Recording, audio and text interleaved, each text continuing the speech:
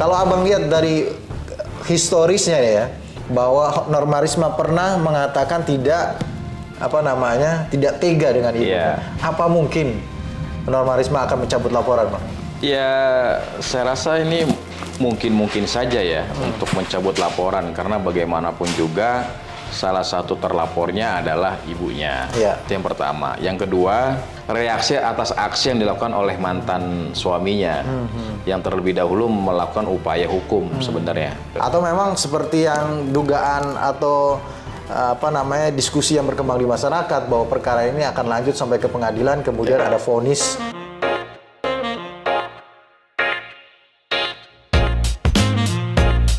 Assalamualaikum warahmatullahi wabarakatuh.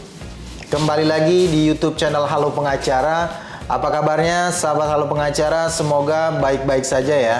Dan pada kesempatan kali ini kembali Halo Pengacara akan memberikan informasi dan juga ulasan hukum terkait dengan isu-isu yang sedang viral di masyarakat yang menjadi perbincangan hangat di media massa maupun di media sosial. Bersama Bang Nasrullah Nasution, kita akan kembali memberikan ulasan terkait dengan perkembangan perkara dugaan perzinahan yang dilaporkan oleh Norma Risma di Polda Banten yang sudah terdaftar pada hari Minggu lalu kalau tidak salah ya, dan terlapornya adalah ibunya dan juga mantan suaminya ya. Dan yang pernah kita sampaikan juga ya Bang ya, didiskusikan kita pada podcast sebelumnya bahwa ada informasi pernah ada perdamaian antara Norma Risma dengan mantan suaminya. Nah, apakah perdamaian ini kemudian membuat Norma Risma ini akhirnya mencabut laporan begitu, Bang? Ada kemungkinan nggak ke arah seperti itu, Bang? Iya, terima kasih Bang Heri. Iya, sebelum pada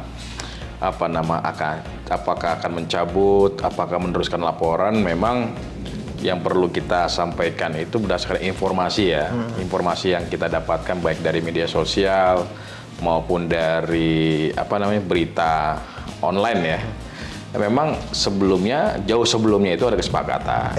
Jauh sebelumnya ada kesepakatan. Walaupun belum pernah ditunjukkan lah ya. Walaupun belum pernah ditunjukkan. Nah, ini yang menarik adalah kesepakatan itu apakah bersifat lisan, apakah bersifat tertulis. Kalaulah lisan nih Bang ya, lisan. Siapa saja para pihak yang hadir di sana? Sebagai saksi juga. Sebagai saksi tentunya itu. Betul. Nah kan nanti juga bisa saja mereka-mereka ini akan dihadirkan sebagai saksi yang meringankan dalam proses pelaporan. Artinya kalau memang benar ada perdamaian itu bisa menjadi bukti tandingan lah ya bagi si mantan suami ya. Untuk untuk mengcounter laporan dari Norma Risma bahwa memang tidak ada unsur pidana karena sudah diselesaikan melalui perdamaian jika itu benar. Benar. Nah, kalau terkait dengan pencabutan laporan ini kan ada dimungkinkan juga karena salah satu yang dilaporkan itu kan ibunya begitu ya. Kalau tidak salah juga pada keterangan sebelumnya Norma Risma pernah menyatakan bahwa akan melaporkan, namun tidak tega.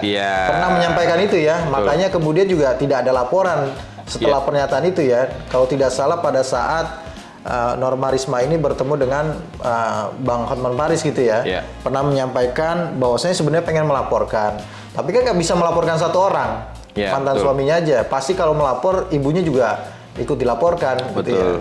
Nah, karena tidak tega, kemudian sempat tertunda. Nah, kemudian dalam proses penundaan itu ternyata Norma Risma dilaporkan, walaupun akhirnya belum bisa diterima dan kemudian mendapatkan somasi.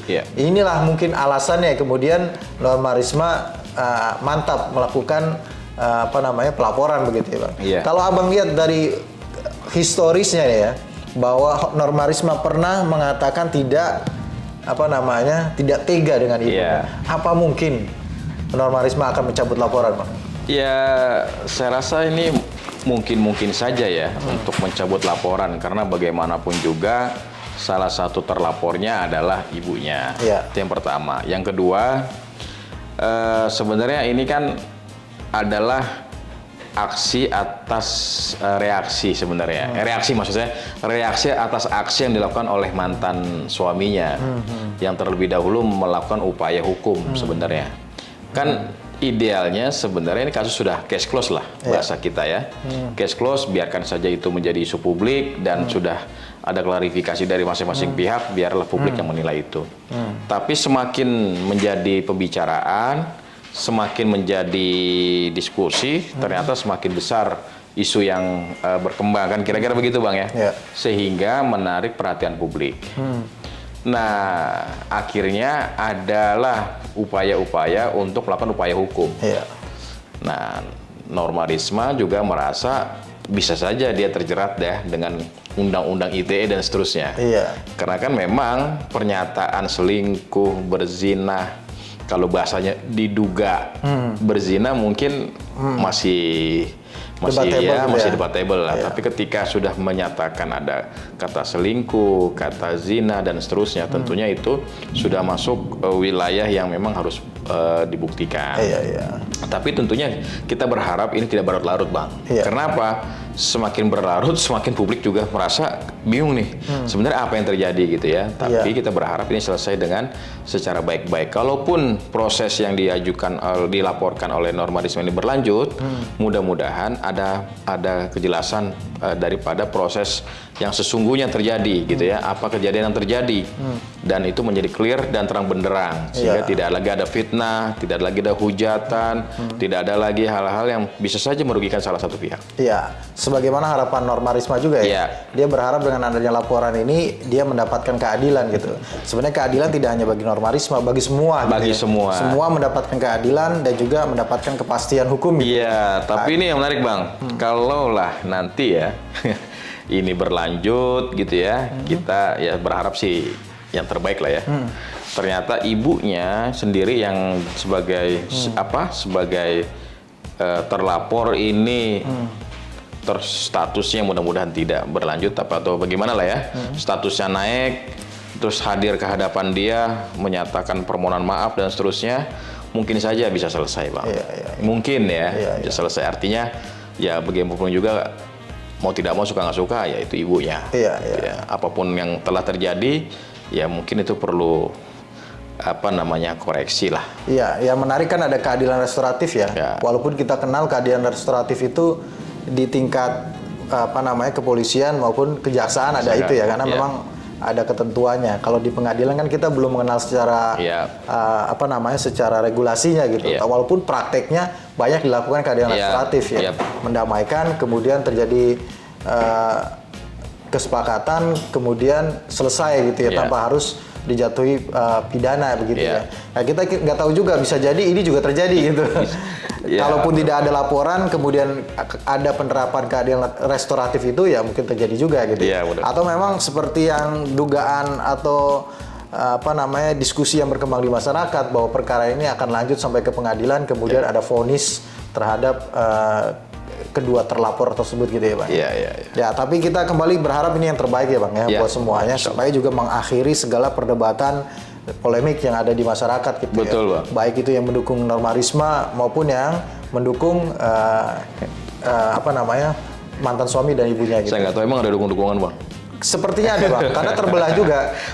Komentar di masyarakat tuh terbelah juga gitu. Terbelah juga dan bisa menjadi potensi juga. Walaupun sebenarnya secara jumlah ya lebih dominan yang mendukung Norma Risma begitu. Ya, baik, mungkin itu saja ya Bang yang bisa kita sampaikan pada kesempatan kali ini.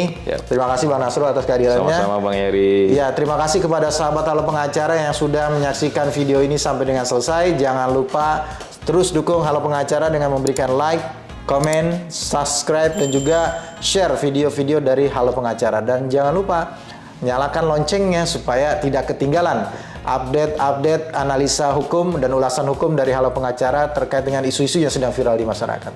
Sekali lagi terima kasih. Salam Halo Pengacara. Assalamualaikum warahmatullahi wabarakatuh. Waalaikumsalam warahmatullahi wabarakatuh.